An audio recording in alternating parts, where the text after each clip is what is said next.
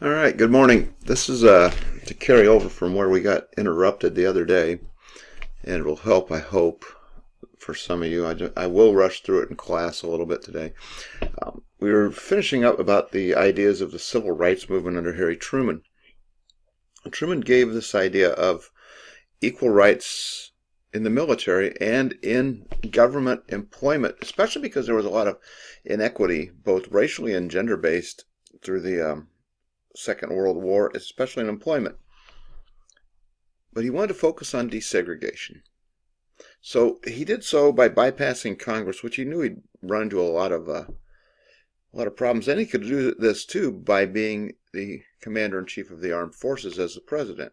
So signing two consecutive executive orders in 1948 desegregated anything in the federal workforce, which creates Fair Employment Act.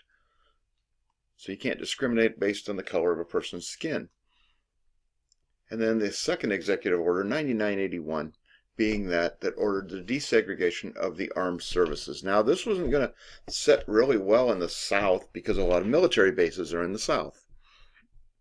Therefore, you started to see the split late in 1948 between Southern Democrats and Harry Truman, especially in a presidential election year.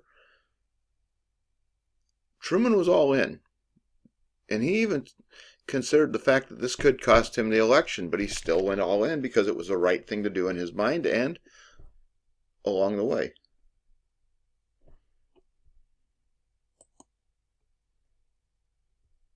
Oh, I gotta do one thing here. Sorry, folks. I have to kill off a thing here in a moment.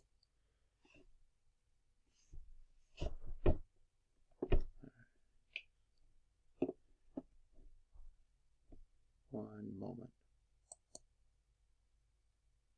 Oh, it's letting me to do all this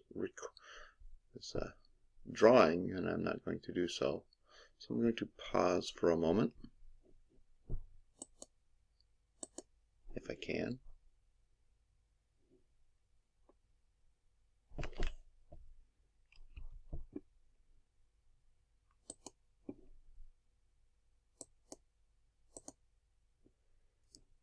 Okay. I can kick that down.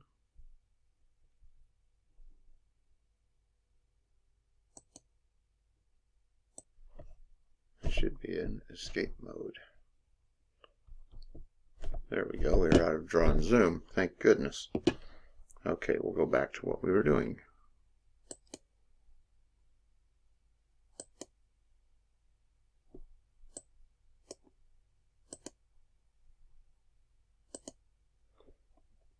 There we go.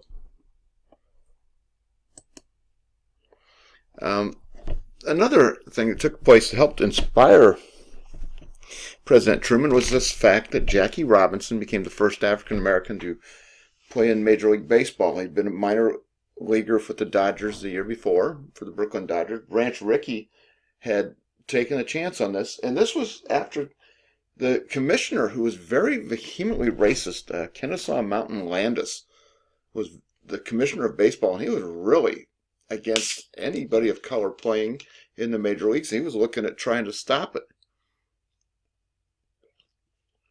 The Yawkey family out of Boston, the owners of the Red Sox, the longtime former owners of the Red Sox, they went as far as to even say they weren't going to sign any black players. Now, it's kind of neat how this works out, is that I know I've got it somewhere here. Do I have? Yeah, okay. Yep. That last week, a week ago on what's the first?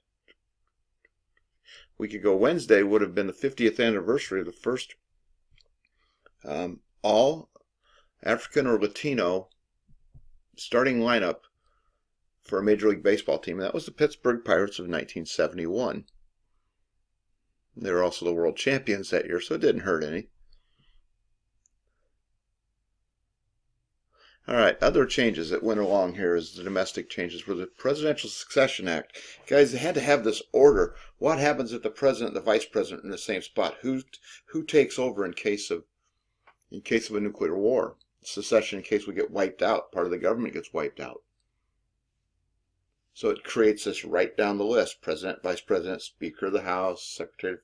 Then it starts going, through the cabinet positions from oldest to most recent. Which in the most recent, the last person on the list would be the Secretary of Homeland Security. And then the 22nd Amendment. This was passed in Truman's second term, which meant he could have technically run in 1952, but he chose not to. And this was done partially through the Republican Congress, and they got enough states to limit it. They thought, okay, too much power. So it limited it to 10 years due to death or departure, which means technically in 1976, Jerry Ford could have run for 2 terms. Had he been elected in 1976, he would have had one more shot in 1980. But he didn't take that because he didn't win. All right, and then you got this election year. I mean, this ties right into it. It was recognized that he was not going to be a viable candidate, but the role of civil rights came up. You add that on the plank at the convention, and you add the Executive Order 9981, and it creates the perfect storm for Truman.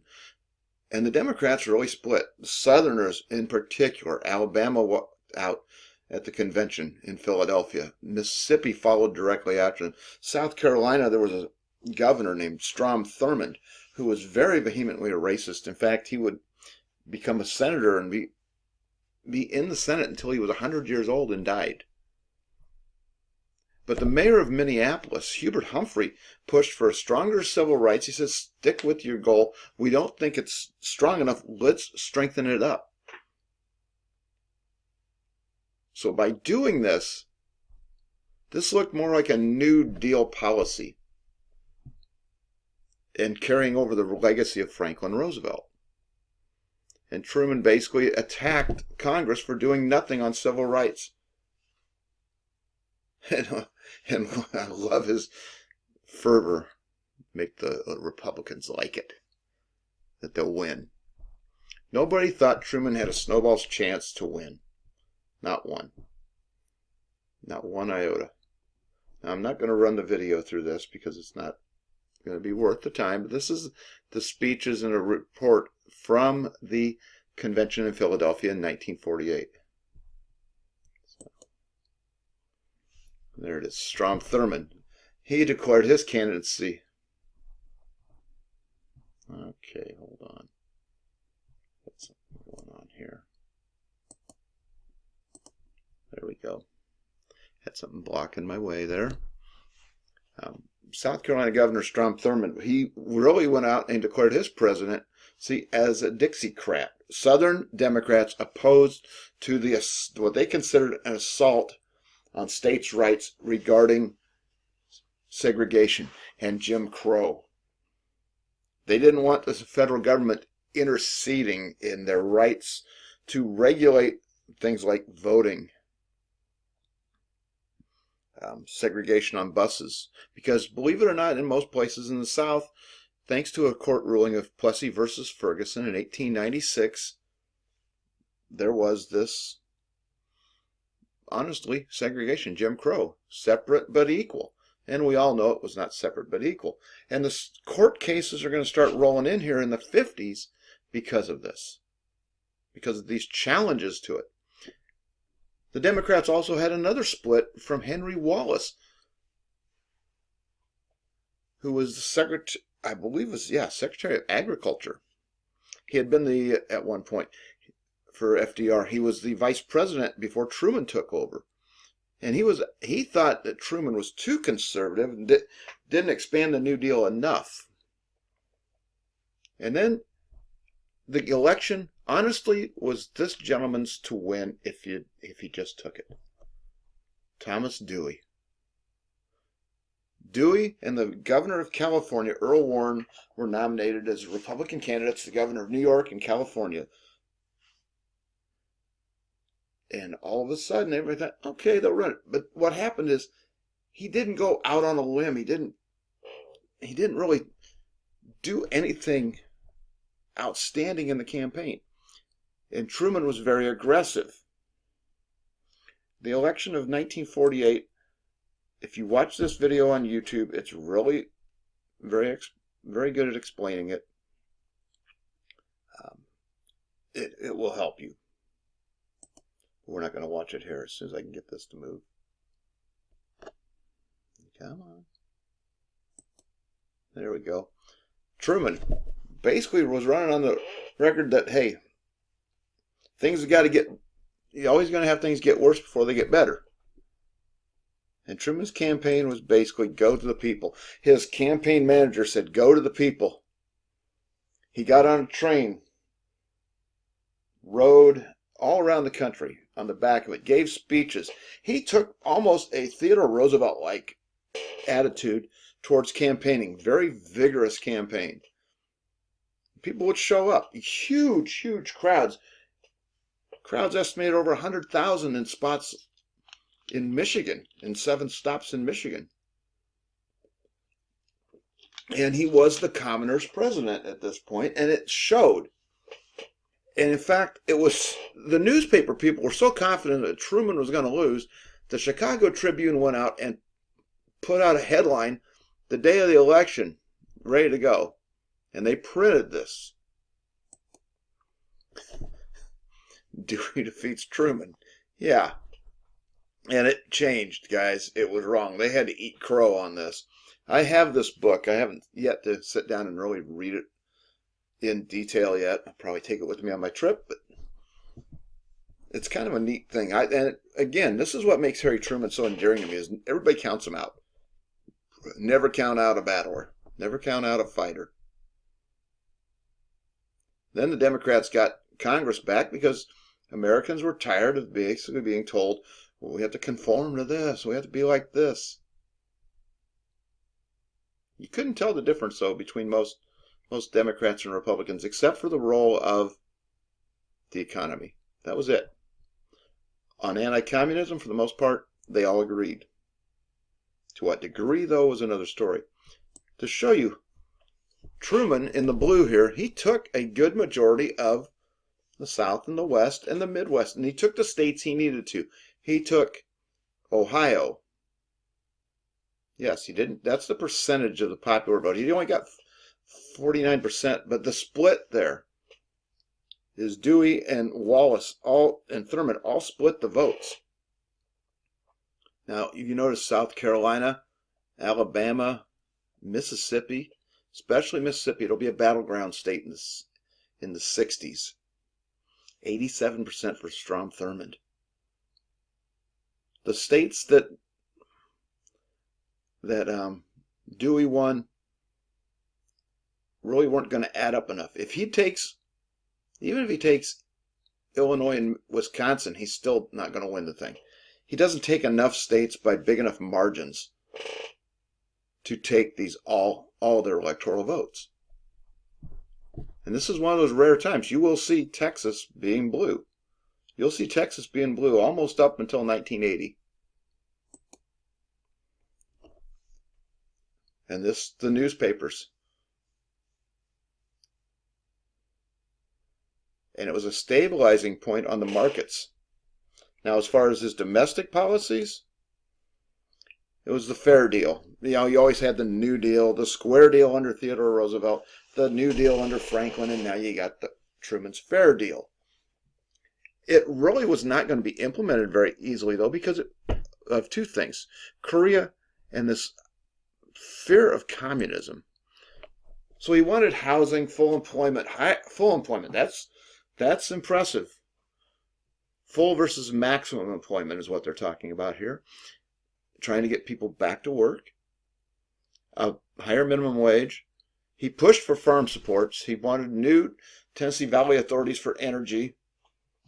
And he wanted increased rights for African Americans and Social Security. He wanted a national health care plan that was shot down. Of these, very few got through. The biggest ones were the minimum wage and housing. and extending old age benefits. I mean, he had very limited success in this term from 1949 to 1953. The problem is the real conservatives, and the Southern Democrats were very conservative.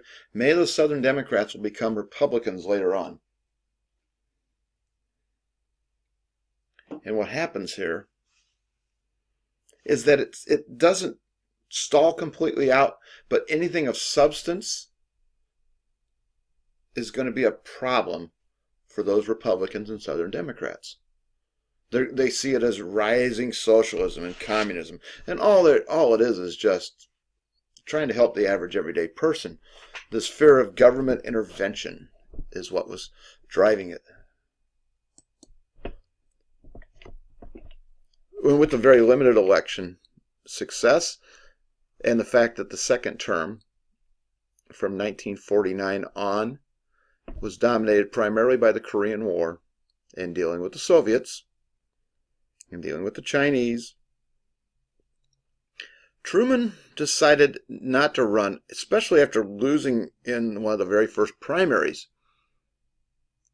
That, and he consulted his wife. Bess Truman was very tired of Washington. She wanted to go back to Independence, Missouri. And the election of 52 saw an outsider, Adlai Stevenson, the governor of Illinois, who was very smart, very brilliant man, but seen as too intellectual, go up against Dwight Eisenhower from Kansas, who was drafted by the Republicans. He really didn't know much of politics, but they needed someone he wanted someone as a go-getter, a younger voice. So he brought Nixon in as the vice president, but not without controversy. And I'll explain these a little more next week with this. But Nixon had to give this checker speech because of a question about his finances. Imagine that, Richard Nixon with questionable things. But yet, here we are, right at the end. So I'm glad this was a short enough video. We'll kind of go through it quickly, but I want to make sure you have access to this. So with that, we will catch you in class.